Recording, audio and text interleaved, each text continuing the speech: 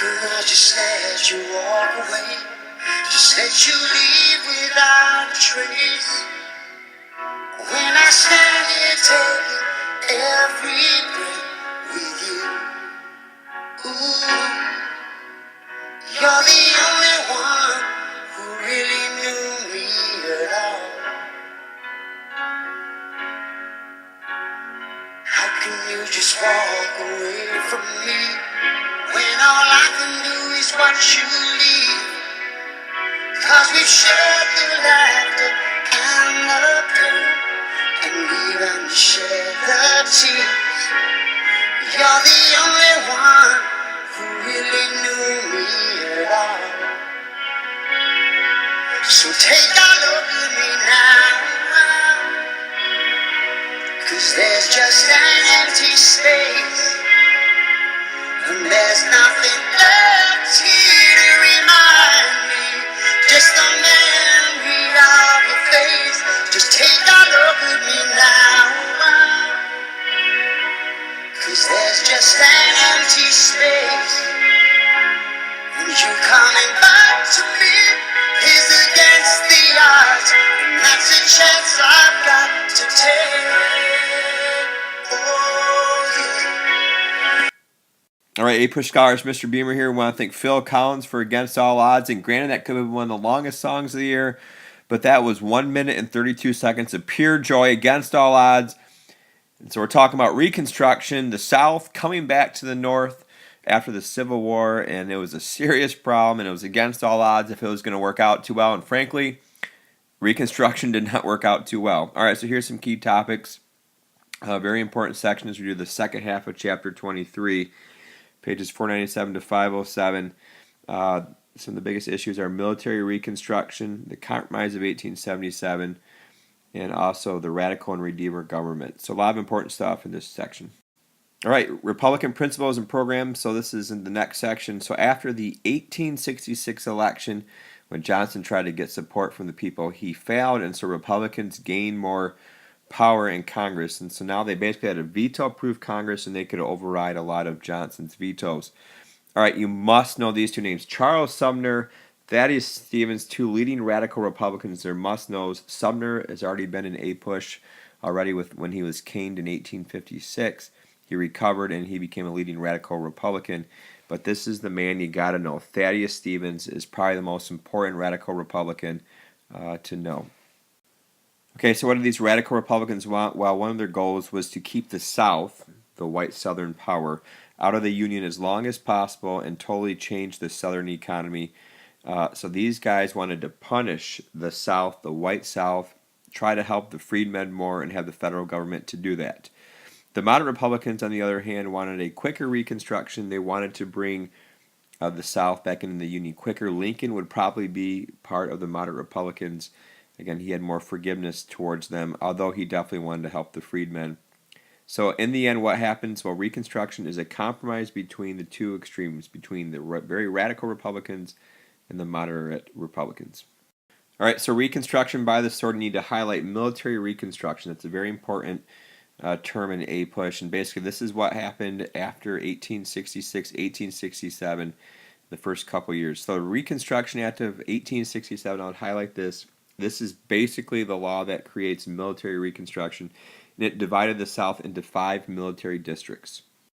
Okay, and I'll show you a map of it in a second, but it's also in your book on page 499, the different 5 districts. So each district was commanded by a Union general with 20,000 soldiers. So military Reconstruction is the federal government is going to send at least 20,000 soldiers in each district controlled by the Army. So the Army, the military controlled the South. And in order for the southern states to come back into the Union, they all had to approve the 14th Amendment, which guaranteed citizenship to African Americans. And they initially, all states had to guarantee full suffrage or voting of all black males.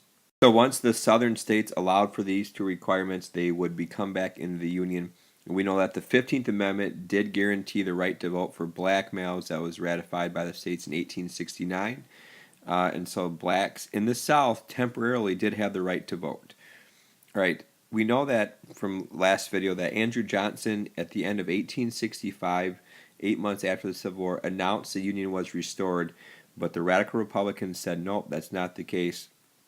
And Congress did not agree upon this. So for the Union to be completely restored, the southern states had to approve the 14th Amendment and guarantee full suffrage to black males. And so from the map, you can see that the 1870 was the final year that the southern states were readmitted back to the Union. So as I just mentioned, 1870 was the year that all the former Confederate states had came back into the Union. They met the requirements of the 14th Amendment and black males getting the right to vote. But the official end of Reconstruction, what we like to say in APUSH, is not until 1877. It's a very important year, and that's because of the Compromise of 1877. And in 1877, the last military troops, we know that the North sent military troops down in the South to the South to protect African Americans. But by 1877, the military troops leave the South and they're removed, and the white Southerners eventually are going to be given home rule, and they are going to take over their states again. And these white Southerners are not going to allow hardly any rights for some of the African Americans. So the Compromise of 1877, that's an important term in APUSH, highlight that, really dealt with the presidential election of 1876. So what happened is the North got their president, Rutherford B. Hayes. So Republican Rutherford B. Hayes becomes the actual presidential candidate. The South gets the end of military reconstruction. So the federal government pulls out the military. And unfortunately, the former slaves are left without any support or protection.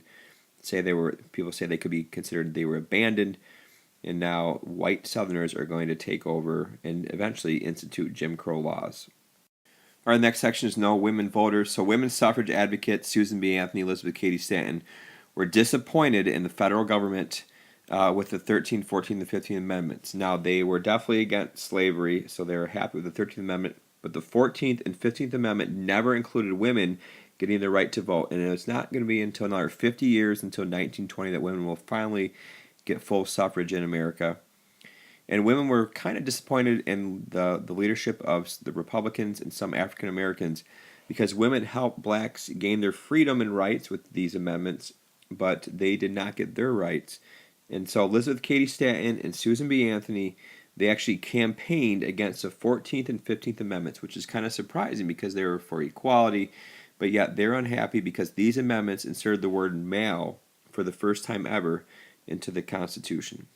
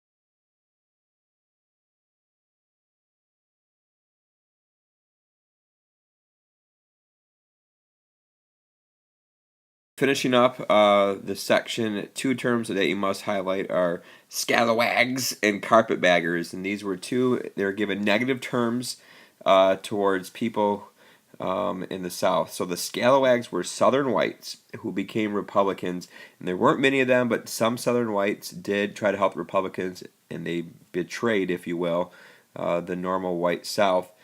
And many of these opposed secession in the first place. And many of these scalawags were actually Whigs, okay, before the Civil War, and many of them were located towards the mountain whites in the back country. Also, carpetbaggers is another negative term given to Northerners who actually went down to the South during Reconstruction in search of economic opportunities. And these people went down there for profit to make a bunch of money. And many of the South hated the carpetbaggers. They thought they were exploiting them and abusing them. And so these two groups were strongly disliked by the white Southerner during Reconstruction. All right, the Ku Klux Klan, this is going to be a big topic throughout APUSH, and they have, let's go down to the very bottom of the slide. The Ku Klux Klan is first created in 1866, and then they come back later in history in the 1920s and 30s, and later in the 50s and 60s during the Civil Rights Movement.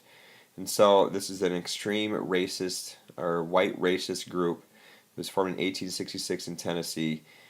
It was basically a secret organization that was designed to intimidate blacks into not voting and not to find jobs. So basically, they're a terrorist organization against African Americans, and they use violence and terror to get what they want. Now, Congress does pass the Force Acts of 1870 and 1871. So to highlight the Force Acts, which tried to limit the power of the Klan. And it's rather successful because the Klan, the KKK, actually does go away by 1877. So the KKK, its terrorist group, is done by the end of Reconstruction. But they weren't needed in the South by this year because the Redeemer governments, the white Southerners, regained the political power, and blacks had really very little power in the South. Okay, and then, like I mentioned, they reemerged later in the 1920s and 30s. This is very anti-immigrant. The KKK was strong against immigration and also Catholics in America besides African Americans. And they come back during the Civil Rights Movement against people like Martin King Jr. And other leaders of the Civil Rights Movement. Now we're going to talk about the impeachment of Andrew Johnson, one of only two presidents ever to be impeached. The other was Bill Clinton in the 1990s. So we know from before that the radical Republicans absolutely despise Andrew Johnson, and they're unhappy with his Reconstruction policies, and so they wanted to get rid of him, and they try. So in 1867, Congress passes the Tenure of Office Act. I would highlight this law, and this law was passed by the radicals, and it basically said the president had to secure the consent of the Senate before removing someone. So when Johnson wanted to remove one of his cabinet members, he had to ask permission from the Senate. If he did not, he would be in violation of the law. Well, Andrew Johnson does remove his Secretary of War, Edwin Stanton, who was a Republican spy who had many connections to the radical Republicans, and he was kind of not very honest with Andrew Johnson. So Johnson gets rid of his Secretary of War, removes him. Well, that violates the Tenure of Office Act, and so this gave the radical Republicans the opportunity to impeach him, and they do. This is always confusing for APUSH students to understand, but if the president is impeached, they are not removed from office. You can be impeached for violating crimes against the Constitution. You can be impeached by the House of Representatives, but then it goes to the Senate for a trial. And then the Senate will decide whether to remove the president or not. So, Johnson was impeached by the House of Representatives in Congress, and then it went to the Senate for a trial. And so Johnson was not allowed to testify by his lawyers. He did not do that, claiming that the Tenure of Office Act was unconstitutional. So he was against the Tenure of Office Act, thought it was wrong. And so one vote truly does matter. And on May 16, 1868, Andrew Johnson was acquitted, which means he was forgiven of all charges by the Senate, and he got this by one vote. If one Republican would have voted to remove Johnson, he would have been the first president to remove from office, but he was acquitted by the Senate in 1868. All right, the purchase of Alaska in 1867 was secured by Secretary of State William Seward for $7.2 million. Let's look at the map down here. The first thing is that Alaska is a huge piece of land. 5 Alaskas would fit inside the continental United States, so it was huge. However, when William Seward bought this in 1867 for $7.2 million, he was very much criticized for it. The United States public thought the deal was a terrible deal, and they mocked him. They called it Sewards Folly.